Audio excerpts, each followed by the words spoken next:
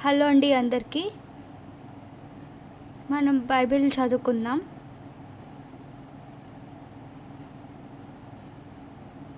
మత్తయి సువార్త 2వ అధ్యాయము.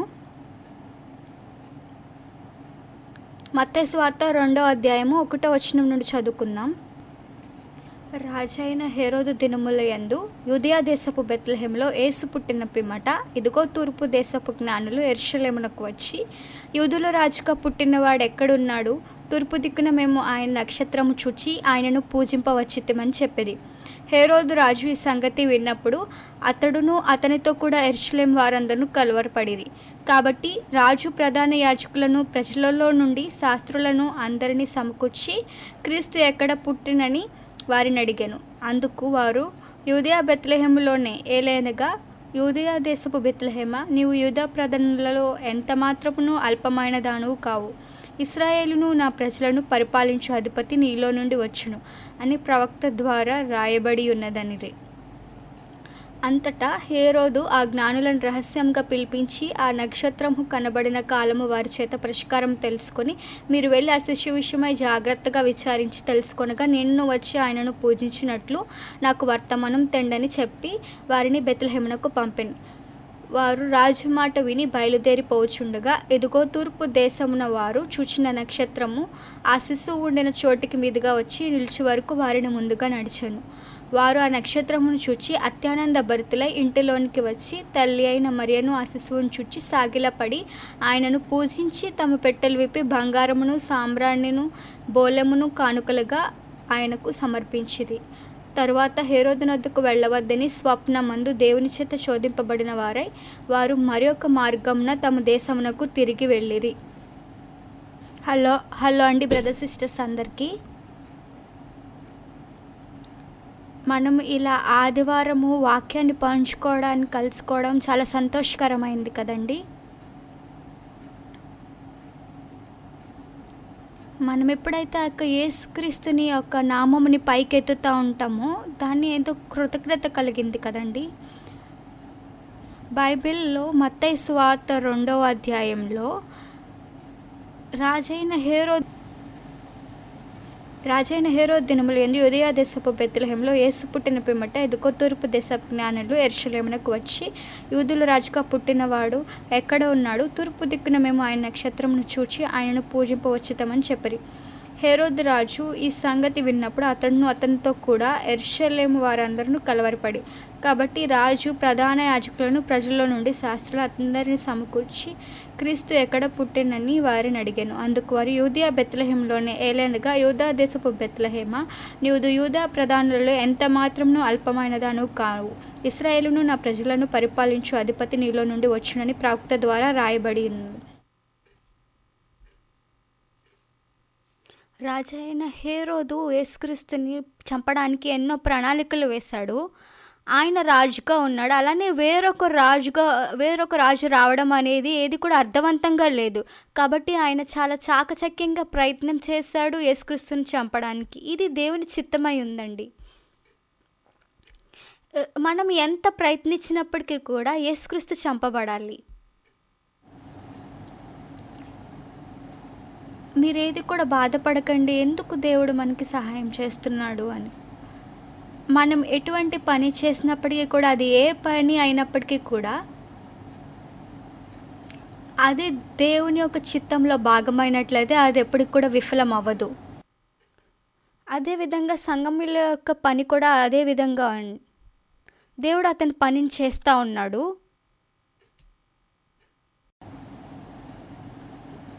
రాజైన హేరోదు యేసుక్రీస్తుని చంపడానికి ప్రయత్నించాడు. అప్పుడు ఏమైంది? దేవుడు యేసుక్రీస్తు అతని యొక్క ప్రణాళికనన్నింటిలో నుంచి తప్పించుకోవడానికి సహాయం చేశాడు.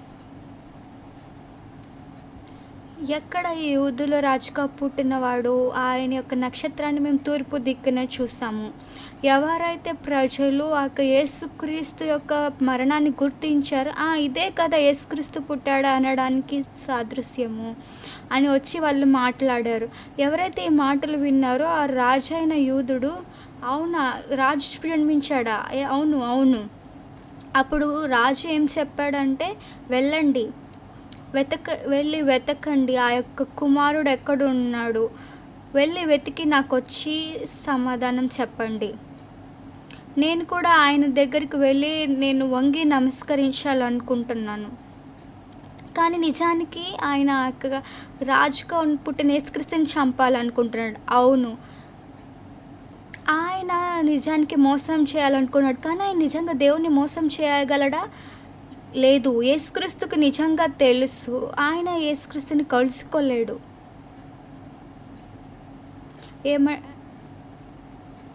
యేసుక్రీస్తులో మనం చాలా విషయాలు ఎదుర్కోవాల్సి వస్తుంది. నాకెప్పుడైతే పెద్ద పెద్ద సమస్యలు అనేవి వస్తూ ఉంటాయో, అది నిజంగా దేవుని ద్వారానా మనిషి ద్వారానా వచ్చిందనేది చాలా ప్రాముఖ్యమైనది. ఈ విధంగా మనం నేర్చుకోవాలి. మనం ఏది చేసినప్పటికీ, మనకి ఎటువంటి సమస్య ఉన్నప్పటికీ మనం ముందుకు వచ్చినప్పుడు అది నిజంగా దేవుని చిత్తమైనదా, అప్పుడు ఏది కూడా మనల్ని ఆపలేదు. అర్థమైందా? ప్రతి ఒక్కరూ సువార్తను ప్రకటించడం కూడా ఇదే విధంగా. మనం ఎప్పుడైతే సువార్తను ప్రకటిస్తూ ఉన్నామో, పాస్టర్ పార్క్ అనే వ్యక్తి మత విశ్వాసి అవునా కాదా, ఏదేమైనప్పటికీ ఎవరేమైనా చెప్పినప్పటికీ కూడా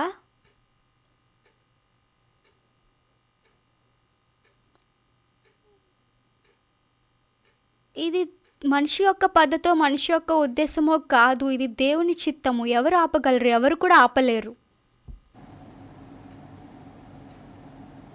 మనం ఏదైతే చిన్న విషయాలు, పెద్ద విషయాలు మనం ఎదుర్కొంటున్నాం, మనం దానికోసం ఆలోచించినట్లయితే ఇవన్నీ కూడా దేవుని ద్వారా మాత్రమే జరుగుతుంది. కానీ ఇది ఒకవేళ అది దేవుని చిత్తం అయితే,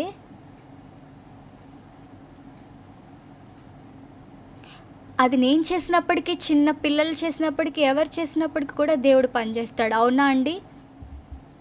ప్రతి ఒక్కరూ దేవుడు ఏదైనా చేయాలనుకున్నప్పుడైతే సడన్గా ఎవరైనా వచ్చి మనల్ని దాన్ని ఆపగలరా? అది నిజంగా హాస్యాస్పదమైనది. నేను చాలా గొప్ప పాస్టర్ని ఏమి కాదు, కానీ నేను సువార్తను ప్రకటిస్తాను. అలానే నేను ఏదైతే పనులు చేస్తూ ఉన్నానో, ఎటువంటి సమస్యలైనప్పటికీ కూడా, కానీ దేవుడు నాకు సహాయం చేస్తూ ఉన్నాడు. ఇది ఒకసారి 2 సార్లు కాదు. అలానే మన యొక్క సంఘం అనేది స్థాపించబడుతుంది. ఎంతో ఆశ్చర్యకంగా అది స్థాపించబడుతుంది. సంఘం స్థాపించబడుతుంది. అలాగే బ్రదర్స్ అండ్ సిస్టర్స్ కూడా వచ్చి ఆ సంఘంలో చేరుతున్నారు. ఇది నిజంగా ఎంతో ఆశ్చర్యకరమైనది. అలానే చాలా ప్రాముఖ్యమైన విషయం ఏమిటి అంటే, అలానే కమిటీ యొక్క ఎల్డర్స్ యొక్క ఉద్దేశం ఏమిటి అంటే, ఒకవేళ అది దేవుని చిత్తమైనట్లయితే, ఒకవేళ దేవుడు ఏదో ఒకటి చేయాలని ప్రణాళిక పరిచినట్లయితే ఎవరు దేవుణ్ణి ఆపగలరు? ఎవరు, ఏ ఒక్క చిన్న వ్యక్తి కూడా దాన్ని ఆపలేరు. దేవుడు సర్వశక్తిమంతుడు. ఎప్పుడైతే దేవుడు పనిచేయడం ప్రారంభిస్తారో ఆయన ఎవరు కూడా ఆపలేరు. సమయానుకూలంగా చాలామంది మనల్ని కల్ట్ అని కానీ, మత విశ్వాసి అని పిలుస్తూ ఉంటారు. వాళ్ళు ఏది చెప్పినప్పటికీ, ఒకవేళ వాళ్ళు మనల్ని కల్ట్ అని పిలిచినప్పటికీ కూడా, ఒకవేళ మనం అంగీకరించకపోయినా అప్పటికీ వాళ్ళు మనల్ని కల్ట్ అని పిలుస్తారు. ఏదేమైనప్పటికీ మనం ఇటువంటి ఛాలెంజెస్ని ఎదుర్కోవడం చాలా ప్రాముఖ్యమైనది. దేవుడు పనిచేస్తూ ఉన్నాడు. సమయానుకూలంగా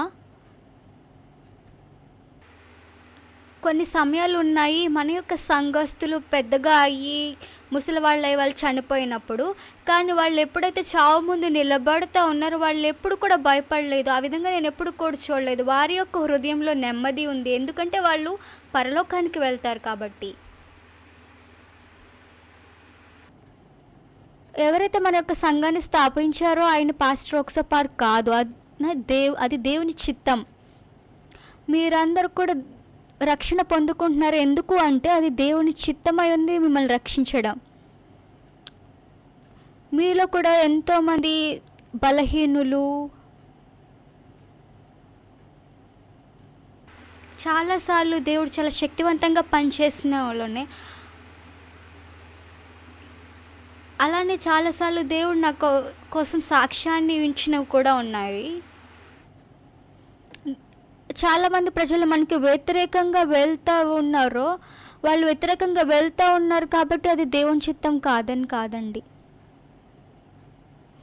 నేను అనుకుంటాను, వాళ్ళు సరే చేయనివ్వండి, దేవుడు మనల్ని కాపాడుతాడు, దేవుడు పనిచేస్తాడు, దేవుడు మనల్ని రక్షిస్తాడు. కానీ బ్రదర్స్ అండ్ సిస్టర్స్ ఎప్పుడైతే కుటుంబ సభ్యులు వ్యతిరేకంగా వెళ్తూ ఉన్నారో మన యొక్క సంఘానికి, ఒకవేళ మన యొక్క హృదయంలో కనుక విశ్వాసం ఉన్నట్లయితే ఇటువంటి సమస్యలన్నీ కూడా పరిష్కరించబడతాయి. బైబిల్లో ఈ విధంగా చెప్తా ఉంది, మత్తయి సువార్త 2వ అధ్యాయంలో, ఎప్పుడైతే రాజైన హేరోదు యేసుక్రీస్తు జన్మించడం జరిగిందో, అలానే యొక్క జ్ఞానులు ఆ యొక్క నక్షత్రం గురించి పరిశీలిస్తూ ఉన్నారు.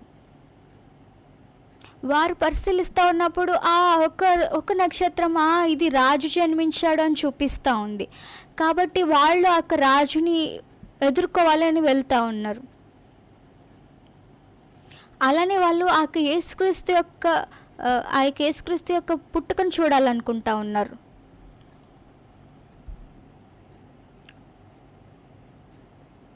వాళ్ళు ఎప్పుడైతే ఆ రాజు దగ్గరికి వెళ్తూ ఉన్నారో, ఆ రాజు ఆ వ్యతిరేకంగా ఉన్న రాజుగా పుట్టని విన్నప్పుడు చంపాలనుకున్నాడు. ఆయన చాలా వ్యతిరేకంగా ఆయన్ని చంపాలనుకున్నాడు. కానీ యేసుక్రీస్తు చంపబడలేదు. ఎందుకు అంటే అది దేవుని చిత్తమైంది. దేవుని వెంబడించాలి అంటే ఇది ఎంత కృతజ్ఞత అయినది, ఎంత ఆశ్చర్యకరమైనది, నేను అది మాటల్లో చెప్పలేను. ఇప్పుడు యేసుక్రీస్తు ఆ యొక్క రాజైన హేరోదు దినముల్లో బెత్లెహేములో పుట్టడం జరిగింది. అప్పుడు జ్ఞానుల నక్షత్రాన్ని తూర్పు దిక్కును చూసి రావడం జరిగింది. ఎప్పుడైతే హేరోదు రాజు యొక్క వార్తను వింటూ ఉన్నాడో, అప్పుడు అనుకుంటున్నాడు ఆయన యొక్క రాజ్యం అనేది ఎవరొకరు తీసుకుంటారు అని చెప్పి.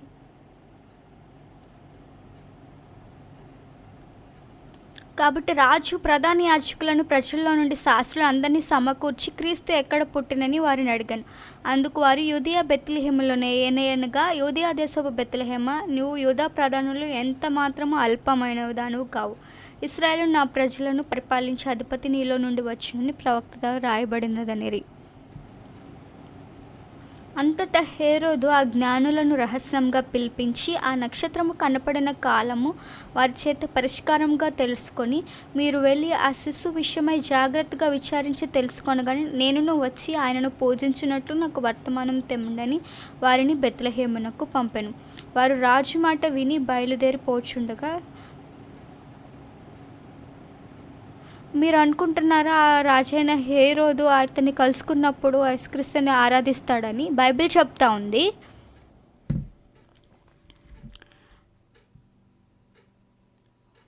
వెళ్ళి చాకచక్యంగా అతన్ని వెతకండి, నేను కూడా మీరు ఎప్పుడైతే కనుగొన్నారో వచ్చి నేను కూడా అతన్ని ఆరాధిస్తాను అని చెప్పి. వారు రాజు మాట విని బయలుదేరిపోచుండగా, ఇదిగో తూర్పు దేశపు వారు చూచిన నక్షత్రం ఆ శిశువుడని చోటు మీదుగా వచ్చి నిలిచి వరకు వారిని ముందుగా నడిచాను.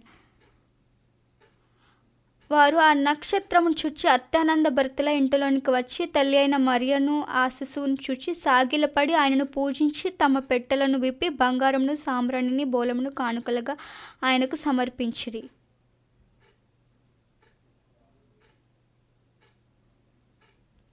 తరువాత హేరోదునొద్దకు వెళ్ళవద్దని స్వప్నమంది దేవుని చేత బోధించబడిన వారై వారు మరి ఒక మార్గమున తమ దేశమునకు తిరిగి వెళ్ళరి.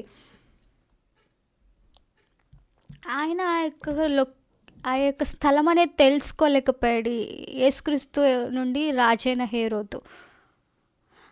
చాలామంది ప్రజలు చాలాసార్లు ఒక గాస్పల్ స్వార్థ కోసం పనిచేస్తూ ఉన్నప్పుడు దాన్ని ఆపడానికి ఎంతో ప్రయత్నం అలానే చాలామంది ప్రజలు పాస్టర్ పార్క్ అని ఆయన కల్ట్ అని చెప్తూ ఉంటారు. కానీ మన చర్చ్ అనేది దేవుని యొక్క సంఘం. నేను దేవుణ్ణి సేవిస్తాను. అలానే దేవుడు ఆయనకు చిత్తాన్ని నెరవేరుస్తాడు. ఒకవేళ నేను దేవుని చిత్తానికి వ్యతిరేకమైనట్లయితే దేవుడు నన్ను అంగీకరించడు. కానీ మనము దేవుని చిత్తంలో మనం జీవిస్తూ ఉంటాం.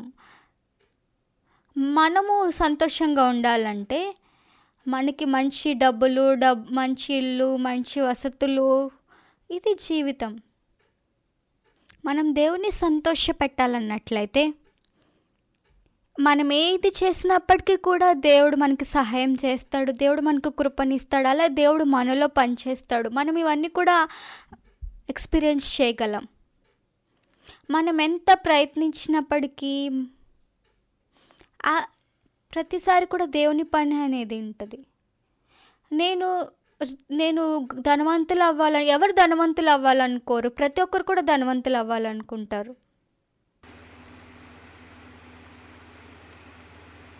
ఎవరు చాలా తెలివైన వ్యక్తులు అంటే ఎవరండి? వారి యొక్క హృదయాన్ని తృణీకరించి ఎవరైతే దేవుని మాటను అంగీకరిస్తారో, దేవుని యొక్క హృదయాన్ని అంగీకరిస్తారు, దేవుని యొక్క మాటకు అనుకూలంగా వారి హృదయాన్ని మలుచుకుంటారు. అది చాలా స్పష్టమైన విధానము జీవించడానికి, చాలా తెలివిగా, చాలా. ఒకవేళ మీరు సఫలమైన జీవితాన్ని జీవించాలంటే మీరు ధనవంతులు అవ్వాలి, మీరు ఎన్నో విషయాల ద్వారా ప్రయత్నించుతూ గొప్పవారిగా అవ్వాలని చేసినట్లయితే, ఒకవేళ మీరు దేవుని సంతోషపరిచే విధంగా, దేవుని చిత్తబద్ధంగా మనం జీవించాలంట్లయితే దేవునికి ఎటువంటి అవకాశం లేదు మిమ్మల్ని ఆశీర్వదించడం తప్ప. ఒకవేళ మీకు డబ్బు కనుక చాలా ప్రాముఖ్యమైనది మీరు ప్రయత్నించినట్లయితే, ఒకవేళ మీరు చూసినట్లయితే అది అసాధ్యమైనది. ఆ విధంగా మనం స్వార్థ కోసం జీవించినట్లయితే, అదేదో నేను డబ్బును సంపాదిస్తూ డబ్బు కోసం నేను జీవించట్లేదు, లేదు, ఏ విధంగా కాదు. కానీ నేను ఎప్పుడైతే స్వార్థ కోసం జీవిస్తూ ఉన్నానో దేవుడు నాకు ఇస్తూ ఉన్నాడు. స్వార్థ కోసం దేవుడు ఎంతో గొప్పగా దేవుడు ఇస్తూ ఉన్నాడు. స్వార్థను ప్రకటించడం ద్వారా ప్రజలు రక్షించబడతా ఉన్నారు. దేవుడు నాకు ఇచ్చిన పిలుపు ఏంటి అంటే స్వార్థను ప్రకటించడం, అలానే సంఘాన్ని స్థాపించడం. నేను ప్రయత్నించకపోయినప్పటికీ, నేను బలవంతం చేయనప్పటికీ పనిచేయడానికి దేవుడు పనిచేస్తూ ఉన్నాడు. చాలామంది ప్రజలు గర్వంగా వారు ఎంతో ప్రయత్నిస్తారు డబ్బును సంపాదించడానికి. వాళ్ళు సంతోషంగా సఫలంగా లేకపోయినప్పటికీ దేవుడు చేయాలనుకుంటే చేస్తూ ఉంటాడు. నేను చాలా చాలా ఛాలెంజెస్ని ఎదుర్కోవాల్సిన సమయం వచ్చినప్పటికీ కొన్నిసార్లు నేను ఆకలితో ఉన్న రోజులు కూడా ఉన్నాయి. అదేదో నేను ఆకలితో ఉండాలి కాబట్టి కాదు, ఇది నేను బిజీగా ఉండడం వలన. ఇది చాలా బ్లెస్సింగ్, నాకు దేవునికి మహిమకరమైన సమయము. మీరు ఎప్పుడైనా సఫలమైన జీవితాన్ని జీవించాలంటే ఇది దేవుని యొక్క చిత్తము యొక్క ప్రపంచంలో ఉన్నప్పుడు, ఒకవేళ మీరు దేవుని యొక్క చిత్తాన్ని సఫలం చేయడానికి కనుక జీవించినట్లయితే, దేవుని చిత్తాన్ని నెరవేరుస్తూ దేవుని చిత్తం కోసం జీవించేవారు, ఒకవేళ మీరు చనిపోవాలనుకున్నప్పటికీ దేవుడు మిమ్మల్ని చనిపోనివ్వడు. దేవుడు మిమ్మల్ని కాపాడుతాడు.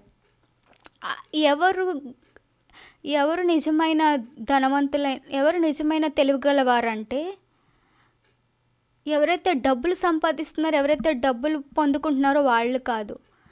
దేవుని యొక్క చిత్తం ఏంటి అంటే, నేను పాస్టర్గా అయ్యాను. నేను ఎందుకు పాస్టర్గా అయ్యాను? నేను ప్రజలకు యేసుక్రీస్తుని నమ్మాలని, యేసుక్రీస్తుని పొందుకోమని చెప్పడానికి నేను పాస్టర్గా అయ్యాను. నేను ప్రజలకి ఇండివిజువల్గా వెళ్ళి స్వార్థాన్ని ప్రకటిస్తూ, దేవుడు నన్ను స్వార్థ ప్రకటించడానికి, చర్చ్ని స్థాపించడానికి పాస్టర్గా చేశాడు. నేను ఎప్పుడైతే ఒక పనులన్నీ చేస్తూ ఉన్నానో దేవుడు నన్ను ఆశీర్వదిస్తూ ఉన్నాడు అన్ని విషయాల్లో కూడా. అదేదో నేను చాలా అన్ని తెలిసిన వ్యక్తినని, నేను బాగా చేయగలుగుతున్నానని కాదు. దేవుడు నాతో ఉన్నాడు, దేవుడు నా ద్వారా పనిచేయాలనుకుంటున్నాడు, అది చాలా మంచిది. మీలో ఎవరైతే మంచిగా జీవించాలనుకుంటున్నారో అట్లయితే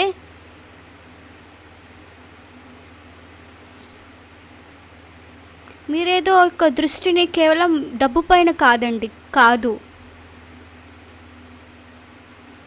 మీరు ఒక దేవుని చిత్తం కోసం దేవునితో కలిసి జీవించినట్లయితే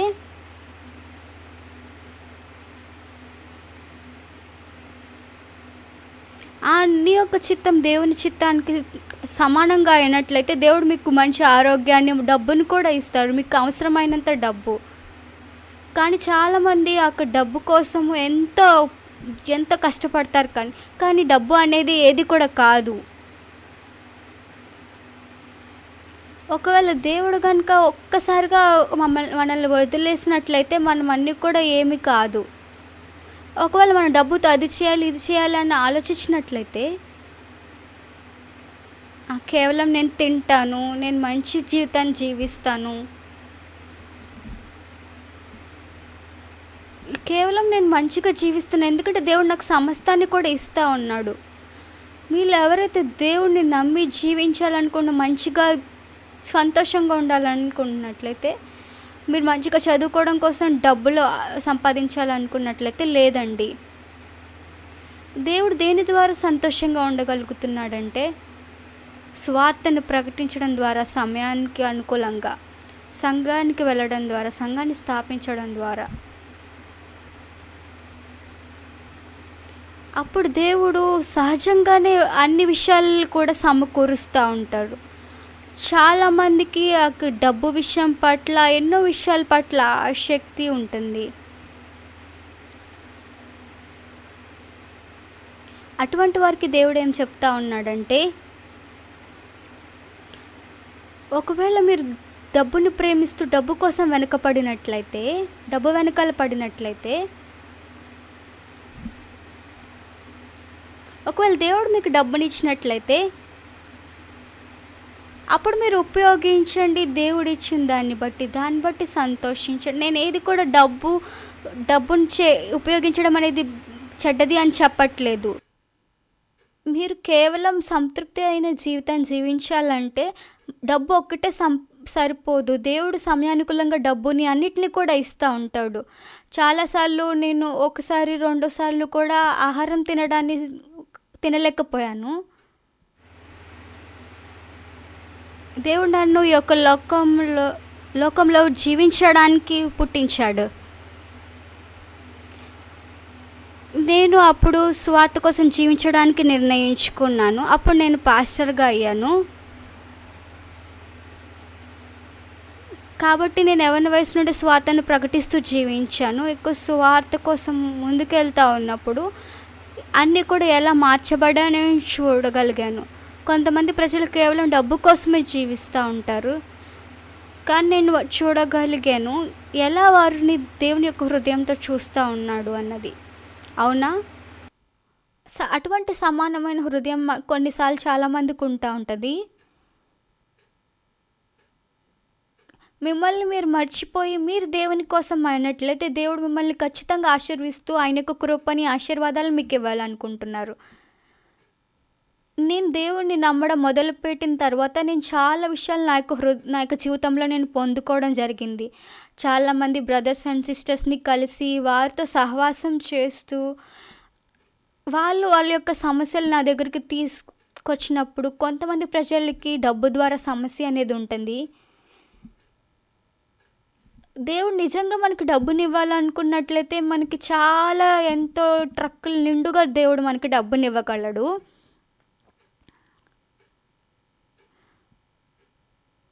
ఒకవేళ దేవుడు నిజంగా డబ్బులు మనకి ఇవ్వాలనుకున్నట్లయితే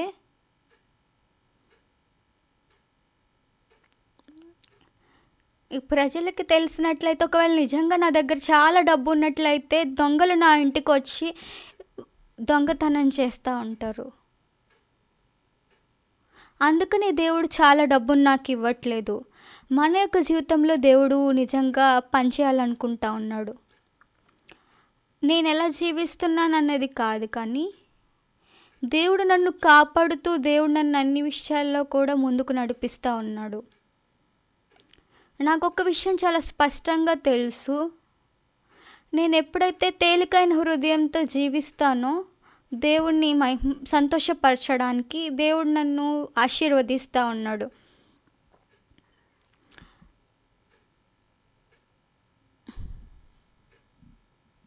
మీ యొక్క హృదయములో దేవుని యొక్క చిత్తం అనేది మొదటిగా పెట్టుకోండి. అప్పుడు మీ యొక్క జీవితం అనేది ఆశీర్వదించబడుతుంది. అర్థమవుతుందా? ఒకవేళ మీరు కేవలం డబ్బును సంపాదించడం, డబ్బు కోసం ప్రయత్నించినట్లయితే మీరు యొక్క సర్వీస్కి 10 నిమిషాలు లేట్గా వచ్చినట్లయినా వారికి ఎంతో డబ్బుతో సమస్య అనుకున్నట్లయితే 30 నిమిషాలు లేట్గా వచ్చినప్పటికీ కూడా మీరు మీ యొక్క దేవునిలో చూసినట్లయితే దేవుని యొక్క హృదయం, యేసుక్రీస్తు యొక్క హృదయం మిమ్మల్ని ప్రేమిస్తూ ఉంది. ఏ భేదము లేదు, అందరూ పాపం చేసి దేవుడు అనుగ్రహించి మహిమను పొందలేకపోతూ ఉన్నారు. కాబట్టి నమ్మవారు ఆయన కృపచేత యేసుక్రీస్తునందలి విమోచనం ద్వారా ఉచితంగా నీతిమంతులుగా తీర్చబడుచున్నారు. మనము ఎన్నో సమస్యలతో, ఎన్నో కష్టాలతో మనము డబ్బు లేకుండా ఈ లోకంలో జీవిస్తూ ఉన్నప్పుడు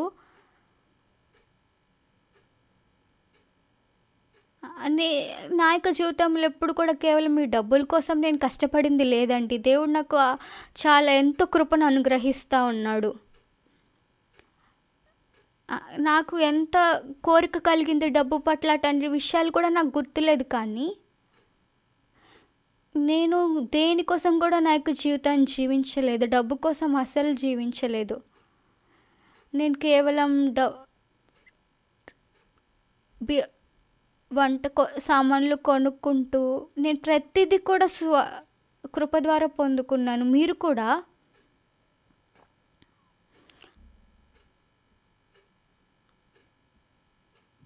కేవలం జీవించకండి. దేవుని యొక్క హృదయాన్ని తెలుసుకొని దేవుని మాటలను వెంబడించండి. నేనేం చేయగలను దేవుణ్ణి సంతోషపరచడానికి, నేను ఎట్లా తెలివిగా ఆలోచించాలన్న విషయం మీరు తెలుసుకోవాలి.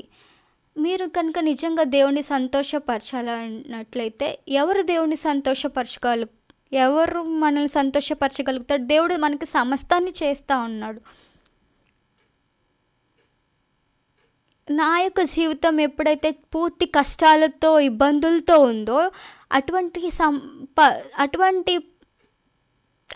జీవితం ఉంది. నేను అవన్నిటి ద్వారా జీవించింది కూడా.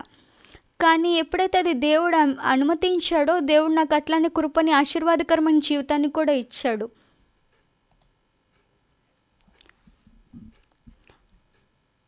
చాలామందికి దేవుని గురించి తెలీదు. అటువంటి వాళ్ళు దేనికోసం జీవించినట్లే దేవుని కృపను పొందుకోలేరు. మనం ఎప్పుడైతే స్వార్థలో జీవిస్తూ ఉన్నామో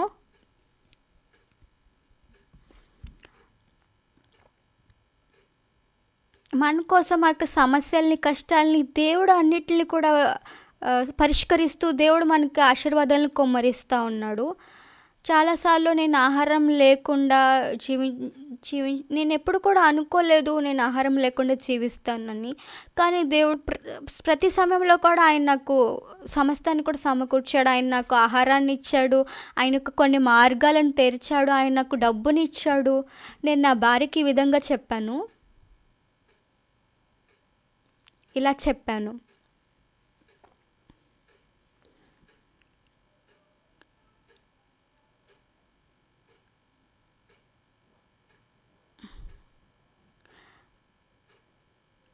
నా యొక్క భార్య ఎప్పుడు కూడా నన్ను అడుగుతూ ఉంటుంది. కొరియా భాషలో విధమైన ఒక విషయం ఉంది.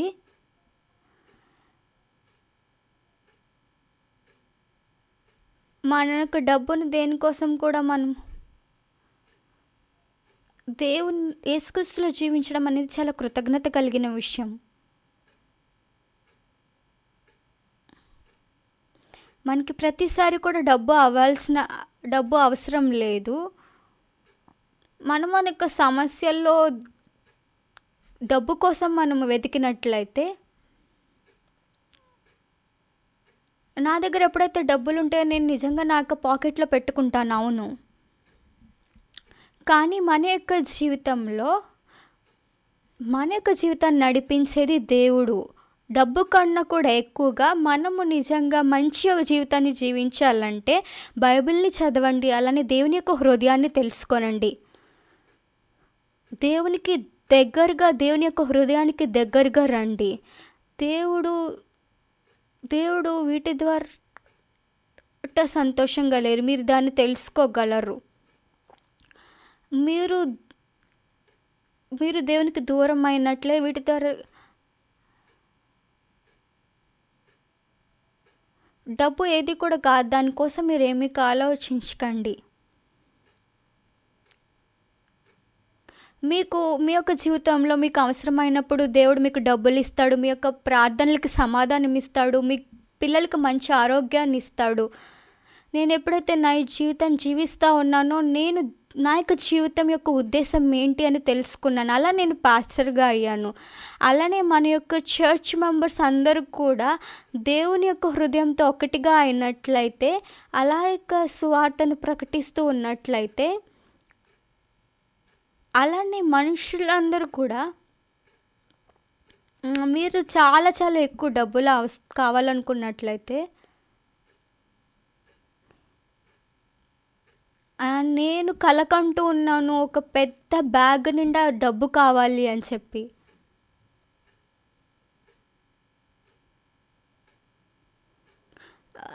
ఏమం మీరందరికీ కూడా దేవుని పైన ఆధారపడే ఒక హృదయం ఉన్నట్లయితే ఆకలిలోనూ కష్టంలోనూ ప్రతి విషయంలో కూడా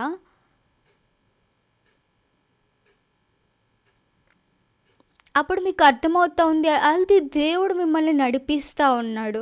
నిజంగా దేవుడు నన్ను నడిపించినట్లయితే, దేవుడు నాకు సహాయం చేసినట్లయితే, దేవుడు నన్ను ఆకలితో కొన్ని రోజులు ఉంచడు. దేవుడు నాకు డబ్బునిచ్చినట్లయితే నేను దాన్ని ఉపయోగిస్తాను. క్షమించండి నన్ను ఈ విధంగా చెప్పించడానికి. మనము ఆకలితో ఉండడానికి, తినకుండా ఉండడానికి ఏది కూడా లేదు.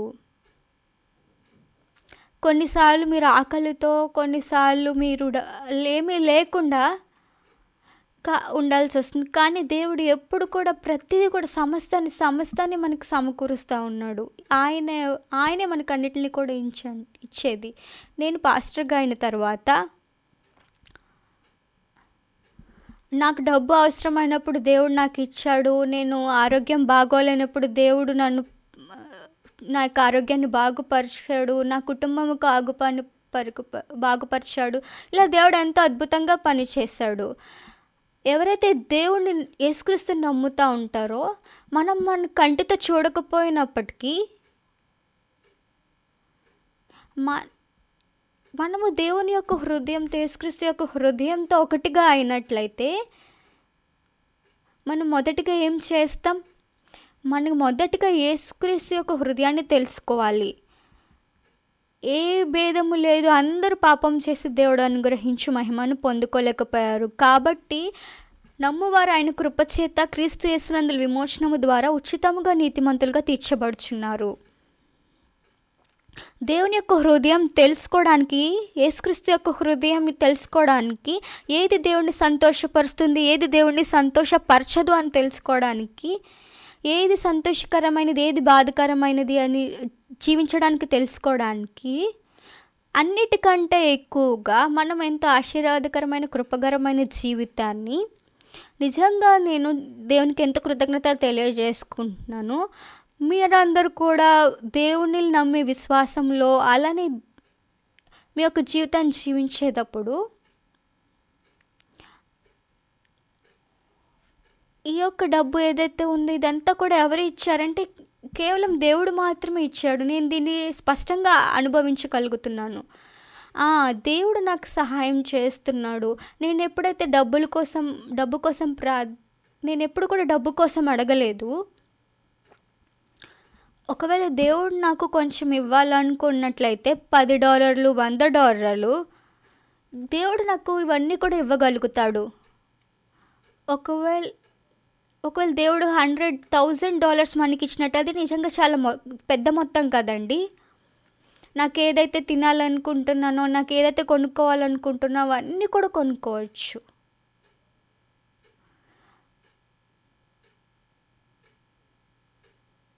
మీరందరూ కూడా విశ్వాసంలో మీ యొక్క జీవితాన్ని కొనసాగించినట్లయితే ప్రతి ఒక్కరు కూడా దేవుడు మీ యొక్క జీవితంలో ఏం జరుగుతుందనేది దేవునికి ప్రతిదీ తెలుసు. ఆయన మీ యొక్క జీవితాన్ని నడిపిస్తాడు, కాపాడుతాడు. మీరు ఎంత డబ్బు కలిగిన వారైనప్పటికీ కూడా మీరు డబ్బు కలిగిన వారయ్యారు ఎందుకు అంటే దేవుడు మీకు అనుమతించాడు కాబట్టి. ఆమెన్. సమయానుకూలంగా మీకు ఎప్పుడైతే కూడా డబ్బులు లేవో మీరు మీ యొక్క పిల్లలకి డబ్బులు, ట్యూషన్ డబ్బులు, అలానే మీ వైఫ్కి కావాల్సినప్పుడు మీరు మీరు నిశ్శబ్దంగా దేవునికి ప్రార్థించండి. దయచేసి నాకు సహాయం చేస్తావా, నేను చూడాలనుకుంటున్నాను, నాకు ఎలా సహాయం చేయాలనుకుంటున్నావు, దేవా నాకు సహాయం చేయి. నేను దేవుణ్ణి నమ్మినట్లయితే నేను మాత్రమే కాదు, దేవుడు కూడా సంతోషిస్తాడు. అర్థమవుతుందా?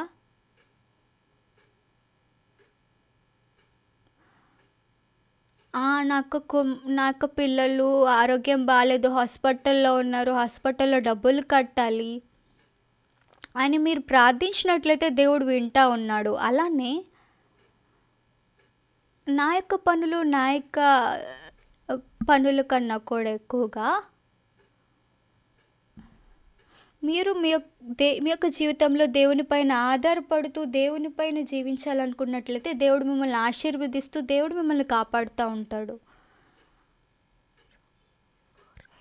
నేను ఎప్పుడైతే జీవిస్తూ ఉన్నానో నా యొక్క జీవితంలో నేను ఎప్పుడు కూడా ఎక్కువ పెద్ద మొత్తాన్ని నమ్మినట్లేదు. ఎవరైతే ప్రజలు కష్టంలో ఉన్నారో వాళ్ళు నిజంగా పంచుకోవడము, సహాయాన్ని పొందుకోవడము. కానీ చాలా ప్రాముఖ్యమైన విషయం ఏంటంటే దేవుడు జీవించి ఉన్నాడు, దేవుడు పనిచేస్తూ ఉన్నాడు.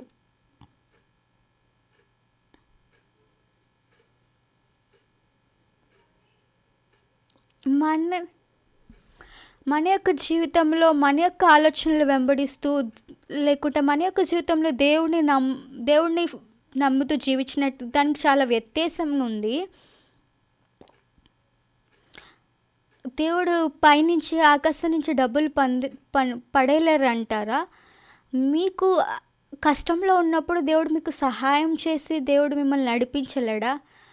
అవును, కష్టంలో ఉన్న జీవితం ఉంది. ఆ కష్టంలో ఉన్నప్పుడు కేవలం నేను దాన్ని వదిలేయడం కాదు, ప్రతిసారి కూడా దేవుడు కాపాడుతూ అన్ని విషయాల్లో కూడా సమకూరుస్తూ ఉన్నాడు. ప్రతి ఒక్కరు మీ యొక్క హృదయంలో మీరు మీ యొక్క మంచి జీవితాన్ని జీవించడానికి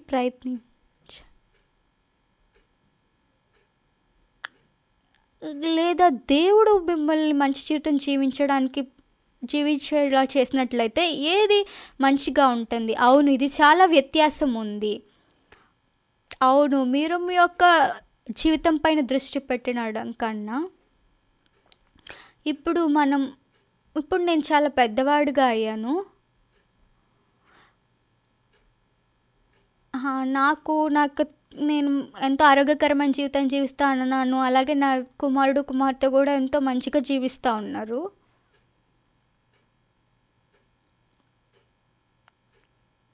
దేవుడు నాకెంతో కృపని, ఆశీర్వాదకరమైన జీవితాన్ని ఇస్తూ ఉన్నాడు. నా యొక్క ప్రియ సహోదరులారా, మనమందరం కూడా దేవుని పిల్లలమై ఉన్నాము.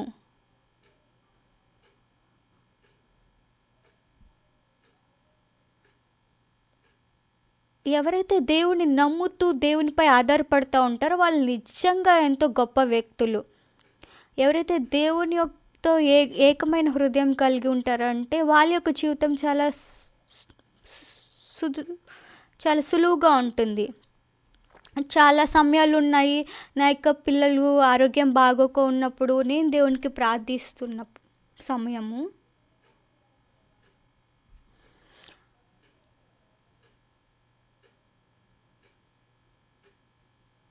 కాబట్టి మీరు మీకోసం జీవించకండి, దేవుడు మీతో ఉన్నాడు. మీరు ఈ విషయాన్ని మీ యొక్క హృదయంలో జ్ఞాపకం ఉంచుకోండి. మీరు నిజంగా ఆకలితో ఉండడం వల్ల మీరు కష్టమైనప్పుడు ఎట్లయితే ఇది పర్లేదు, మీరు ఆకలిగా ఉండడం, మీ పిల్లలు ఆకలిగా ఉండడం. ఒకవేళ అది మంచిది కాకపోయినట్లయితే దేవుడు సమకూరుస్తాడు. అది ఏ మార్గం లేనప్పుడుగా కనిపించినప్పటికీ మీరు దేవుణ్ణి వెతకడం చాలా ప్రాముఖ్యమైనది. అప్పుడు మీరు దేవునికి ఇంకా దగ్గరగా దేవుని నుండి కృపను పొందుకోగలుగుతారు.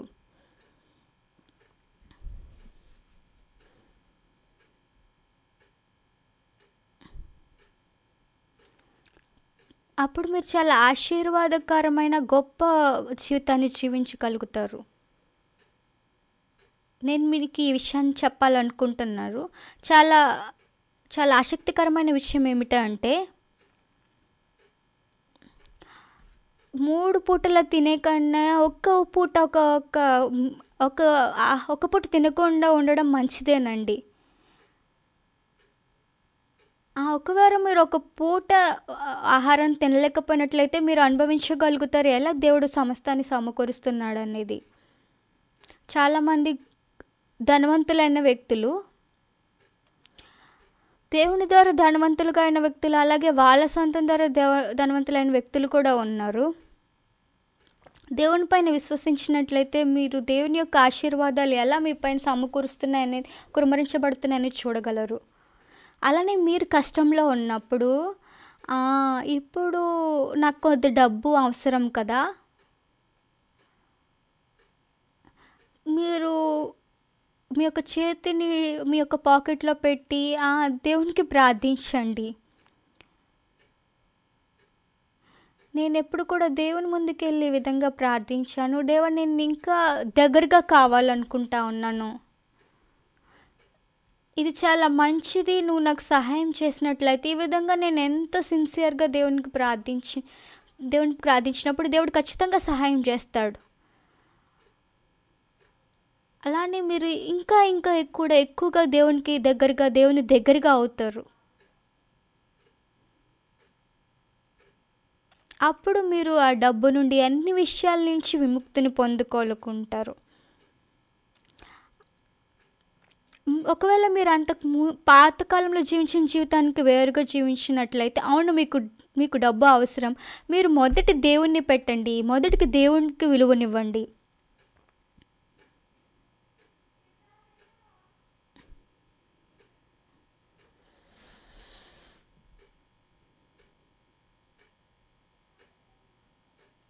అదేవిధంగా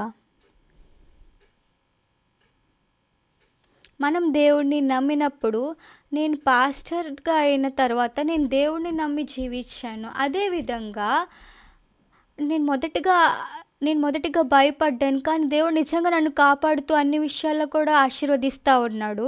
అదేవిధంగా దేవుడు మిమ్మల్ని కూడా ఆశీర్వదిస్తూ మీకు అన్ని విషయాల్లో కూడా మీ యొక్క హృదయం అనేది దేవునికి దగ్గరగా అవుతూ, యేసుక్రీస్తుకి దగ్గరగా అవుతూ, అలానే మీరు ఒక విశ్వాసాన్ని మీ యొక్క హృదయంలో పొందుకునే సమయం కూడా వస్తుంది.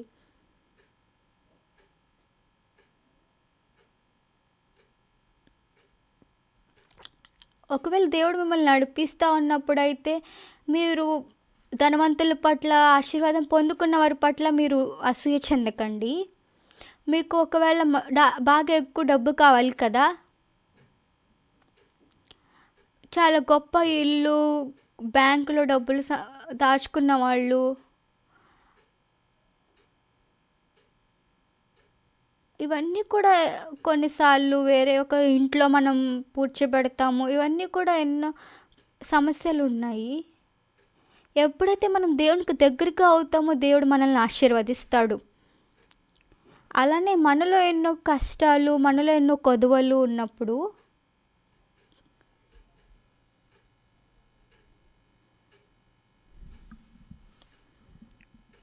దేవుడి ముందు ఎప్పుడైతే నాకు అవసరమైనప్పుడో నేను దేవుడిని అడగడం కాదు, కానీ దేవుడు నాకు ఇస్తూ ఉన్నాడు. అలానే నా పిల్లలకు, అలానే నా యొక్క భార్యకు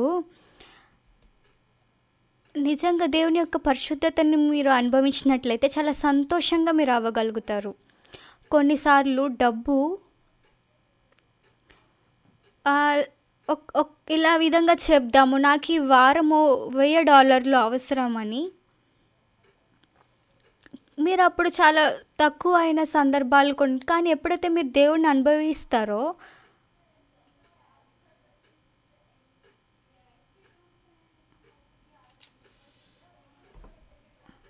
అప్పుడు మీలో విశ్వాసం గనుక స్థాపించబడినట్లయితే, మీ యొక్క భవిష్యత్తులో కూడా, మీ యొక్క పిల్లల విషయంలో కూడా చాలా పనులలో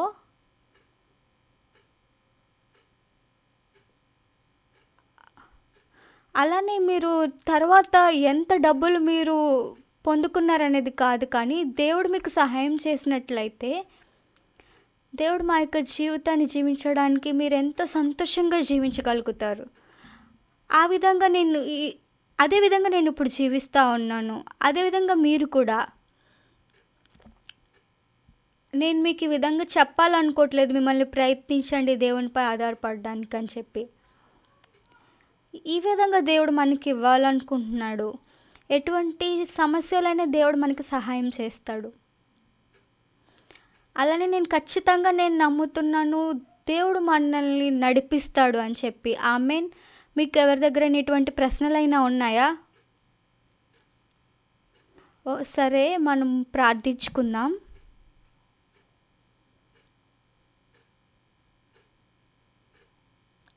పరలోకమందు ప్రియ ప్రశస్తమైన తండ్రి, మీకు ఎంతో కృతజ్ఞతలు.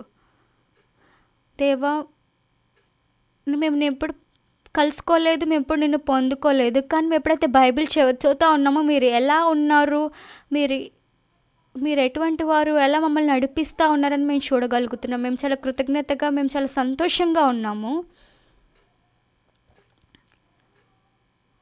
నేను ఆశిస్తూ ఉన్నాను మా యొక్క బ్రదర్స్ అండ్ సిస్టర్స్ కూడా దేవునికి ఎంతో దగ్గరగా, అలానే మీరు ప్రతి ఒక్క సమస్యలో కూడా మీరు వరకు తోడుగా ఉంటారని.